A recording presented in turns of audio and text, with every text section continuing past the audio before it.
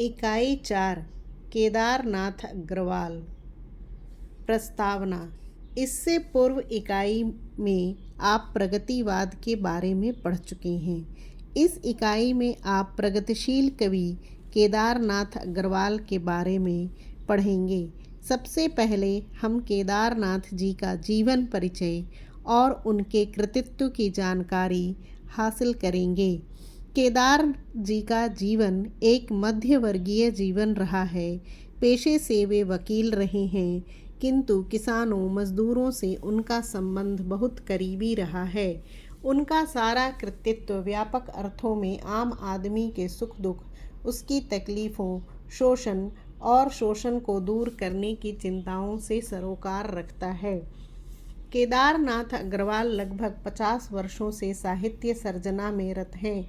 पृष्ठभूमि में हम उनके युग के राजनीतिक सामाजिक वातावरण का विश्लेषण करेंगे। केदार जी की युगीन पृष्ठभूमि में स्वतंत्रता आंदोलन और स्वतंत्रता प्राप्ति के बाद आज़ाद भारत का आज तक का युग समाहित हो जाता है।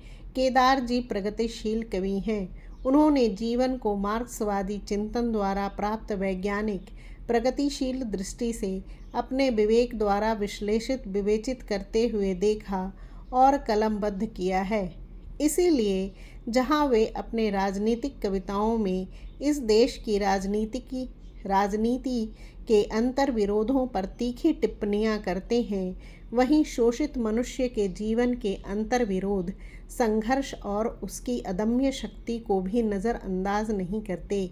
केदार जी ने प्रेम और प्रकृति पर भी ढेरों कविताएं लिखी हैं, जो इस बात का प्रमाण है कि वे सिर्फ राजनीतिक कवि नहीं हैं। इसके अलावा श्रमशील मनुष्य पर भी उन्होंने बहुत लिखा है। वास्तव में वे गहरी जीवनासक्ति के कवि हैं। वे मानवीय संबंधों में समानता के पक्षधर हैं। प्रगतिशील कवि ऐतिहासिक चेतना से युक्त होता है, अर्थात वह समाज को ऐतिहासिक परिप्रेक्ष्य में वर्ग चेतन प्रधान दृष्टि से देखता है। प्रकृति के प्रति उसका सहज और स्वाभाविक लगाव होता है। केदारनाथ अग्रवाल ऐसे ही प्रगतिशील कवि हैं। उनके काव्य की अंतर्वस्तु का अध्ययन करते हुए आप केदार जी के काव्य की इन विशेषताओं को विस्तार से जानेंगे। संरचना शिल्प शीर्षक के अंतर्गत हम केदार जी के काव्य शिल्प और काव्य भाषा का विश्लेषण करेंगे। केदार जी की काव्य भाषा सरल और सहज है, किंतु कलाहीन नहीं है। भाषा की सरलता और सहजता का यह गुण उन्हें जनता से जुड़े होने के कारण प्राप्त हुआ है। इंद्रियकता, चित्रात्मकता और बिंब उनकी काव्य भाषा को कलात्मक बनाते हैं। सरल और सहज होने के कारण उनकी काव्य भाषा अत्यधिक संप्रेषणीय है। वस्तुतः संप्रेषणीयता उनकी काव्य भाषा और काव्य शिल्प का सबसे बड़ा गुण है। आइए केदार जी के जीवन और कृतित्व की जानकारी प्राप्त करें। जीवन परिचय एवं कृतित्व। केदारनाथ अग्रवाल का जन्म 1 अप्रैल 1911 को बांदा जिले के बबेरू तहसील के कमासिन नामक ग्राम में हुआ था। उनकी मां का नाम घसीटो और बाप का नाम श्री हनुमान प्रसाद था, जो शुरू से ही रसिक प्रवृत्ति के कला प्रेमी व्यक्ति थे और कविता भी लिखते थे। शिक्षा दीक्षा के ग्रामीण माहौल में भय और आतंक के बल पर पढ़ाई होती थी। केदार भी ऐसे माहौल में गांव के अन्य बच्चों की तरह कक्षा 3 तक पढ़े और उसके बाद रायबरेली आ गए। फिर पिता के कटनी जाने पर कक्षा 6 की पढ़ाई कटनी में हुई।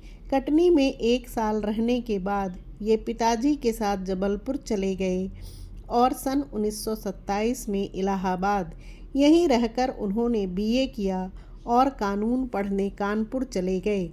1938 में लॉ की डिग्री लेकर बांदा लौटे और वकालत करने लगे।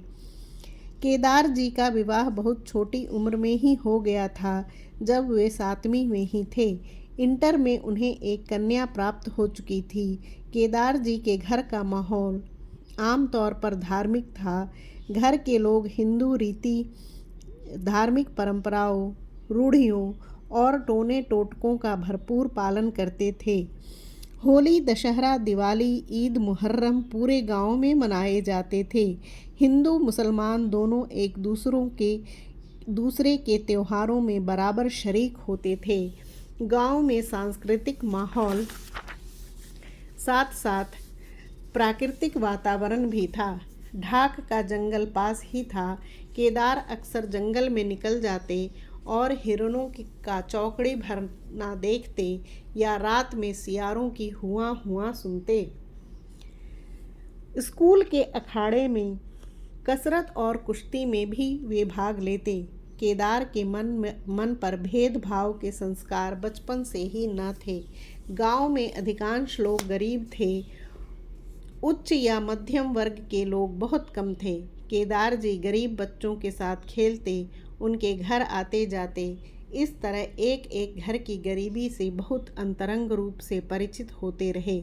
इस परिचय का उनके बालपन पर ऐसा अमिट प्रभाव पड़ा कि बाद को जब उनका कवि प्रकट हुआ तब यह दुख, दर्द और संघर्ष, हाड़ तोड़ मेहनत, अमीरी की ओढ़ी हुई ठसक की तुलना में गरीबी की सहजता, निर्मलता आदि उनकी कविता में हजार हजार कंठों से फूट पड़ी। प्रकृति से लगाव के कारण ही केदार जब रायबरेली स्कूल में पढ़ते थे तो अंग्रेजी आदि कक्षाओं में उनका मन नहीं लगता था। उन्हें नेचर स्टडी और मैनुअल ट्रेनिंग की कक्षाएं अधिक प्रिय थीं। नेचर स्टडी की कक्षा में क्यारियां बनाते, आलू बोते, सब्जी लगाते, सिंचाई गुड़ाई करते। उन्हें नरम नरम मिट्टी बहुत अच्छी लगती।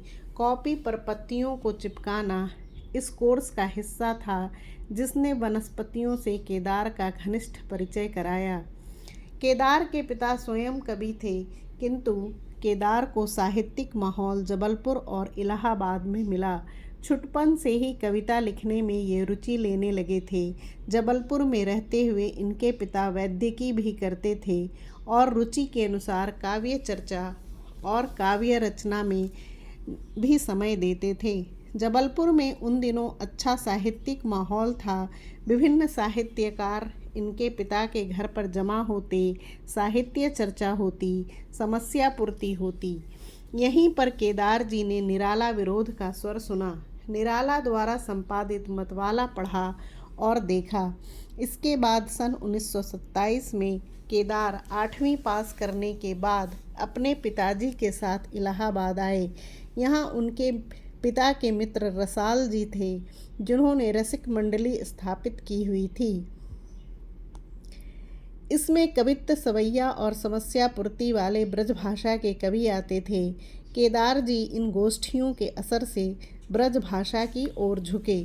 सरस्वती के माध्यम से यहाँ खड़ी बोली काव्य से भी केदार जी का परिचय स्थापित हुआ। नरेंद्र जैसे कवियों से केदार जी का यही परिचय हुआ और मित्रता बनी। कानपुर में बिताया समय केदार के जीवन में महत्वपूर्ण है। मजदूर जीवन की परिस्थितियों और मजदूर वर्ग की विचारधारा, मार्क्सवाद से उनका परिचय और आत्मीयता कानपुर में ही हुई। बालकृष्ण बलदुआ के इर्द गिर्द प्रगतिशील विचारों और साहित्यिक संस्कारों का माहौल था। उनके संपर्क में केदार जी ने बहुत सारा विदेशी साहित्य भी पढ़ा। जब 1932 में केदार बांदा आकर वकालत करने लगे तो अदालत के कटु यथार्थ से, जीवन से और आदमी के स्वभाव के सच्चे झूठे पक्षों के एक एक रग रेशे से उनका साक्षात्कार हुआ। इस प्रकार घर के साहित्यिक माहौल, गांव के श्रमशील जीवन, प्रकृति से गहरा लगाव और समाज के प्रति गहन मानवीय संवेदना के द्वारा केदार का व्यक्तित्व और कवि व्यक्तित्व बना। कृतित्व: केदार जी के काव्य रचना के अलावा छिटपुट गद्य रचना भी की है। केदार जी ने का पहला काव्य संग्रह युग की गंगा 1947 में प्रकाशित हुआ था। तब से लेकर आज तक केदार जी के बहुत सारे संग्रह प्रकाशित हो चुके हैं, जिनमें गुलमेहंदी, युग की गंगा, फूल नहीं रंग बोलते हैं, कहें केदार खरी खरी, जमुन जल तुम हे मेरी तुम प्रमुख हैं। गद्य रचनाएं। केदार जी ने एक उपन्यास पतिया और वैचारिक गद्य भी लिखा है, जिसमें साहित्य से संबंधित प्रश्न, कई कवियों पर लेख, कविता, विश्लेषण, समीक्षाएं, साक्षात्कार और साहित्येतर विषयों पर भी लेख शामिल है। उनका गद्य उनके 3 निबंध संकलनों में संकलित है। इसके अलावा उन्होंने एक यात्रा संस्मरण, विदेशी कवियों की कविताओं के भी अनुवाद भी किए हैं। काव्य रचनाएं। युग की गंगा, नींद के बादल, गुल मेहंदी, फूल नहीं रंग बोलते हैं, लोक और आलोक, कहे केदार खरी खरी, आग का आईना, जो शिलाएं तोड़ते हैं, जमुन जल तुम, मार प्यार की थापें, पंख और पतवार, हे मेरी तुम, अपूर्वा, बस्ती खिले गुलाबों की। उपन्यास पतिया, वैचारिक गद्य निबंध समय समय पर 1970, विचार बोध 1980, विवेक विवेचन 1981, यात्रा संस्मरण, बस्ती खिले गुलाबों की, अनुवाद, देश देश की कविताएं। पृष्ठभूमि। आज़ादी से पूर्व। प्रगतिशील काव्य धारा के प्रतिनिधि कवि केदार जी का आज़ादी से पूर्व साहित्यिक जीवन जब प्रारंभ हुआ, उस समय देश अंग्रेजों की गुलामी से छुटकारा पाने का प्रयास कर रहा था। देश में कांग्रेस पार्टी की बागडोर गांधी जी के हाथ में थी। 1930 में कांग्रेस द्वारा चलाए गए आंदोलन की असफलता के बाद बहुत से लोग गांधीवादी रास्ते का विकल्प ढूंढने लगे थे। कांग्रेस के भीतर सोशलिस्टों का एक दल संगठित हुआ। इस दल ने कांग्रेसी नेताओं का विरोध करते हुए किसान सभाएं की। अनेक कम्युनिस्टों ने मजदूर सभाएं बनाई, जिनमें कानपुर की मजदूर सभा उल्लेखनीय है। फिर भी अंग्रेजों से अखिल भारतीय स्तर पर लोहा लेने के लिए कांग्रेस ही एकमात्र ऐसी पार्टी थी जिसे व्यापक स्तर पर जनता का समर्थन प्राप्त था। कम्युनिस्ट अभी अपना सुदृढ़ आधार नहीं बना पाए थे, किंतु समय समय पर कांग्रेस की बुजुर्गा नीतियों और दृष्टिकोण की आलोचना करते रहते थे।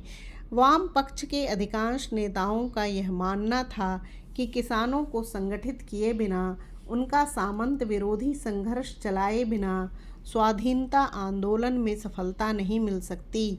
दूसरी ओर कांग्रेस गांधी जी के नेतृत्व में अहिंसात्मक तरीके से सभी को अपने साथ लेकर स्वाधीनता प्राप्ति का मार्ग खोज रही थी। दूसरे महायुद्ध में जर्मनी और जापान की हार के बाद दक्षिणी पूर्वी एशिया में जबरदस्त क्रांतिकारी जन उभार आया। भारत में बम्बई का नाविक विद्रोह 1946 इस जन उभार का प्रतीक है। इस जन उभार के बारे में वामपंथियों का मानना है कि कांग्रेस ने इस जन उभार का समर्थन नहीं किया, क्योंकि कांग्रेस क्रांति और सशस्त्र संघर्ष नहीं चाहती थी। यहाँ तक यह बात सही है कि गांधी जी अहिंसक तरीकों द्वारा ही आज़ादी प्राप्त करने का प्रयास कर रहे थे। इस प्रयास में वे किसानों, मजदूरों, जमींदारों, पूंजीपतियों सभी को साथ ले रहे थे। वाम पक्ष उनकी इस अहिंसक नीति का विरोध करता रहा है। वस्तुतः कांग्रेस और वाम पक्ष के दृष्टिकोण की भिन्नता ही इस कांग्रेस और वाम पक्ष का केंद्र बिंदु थी।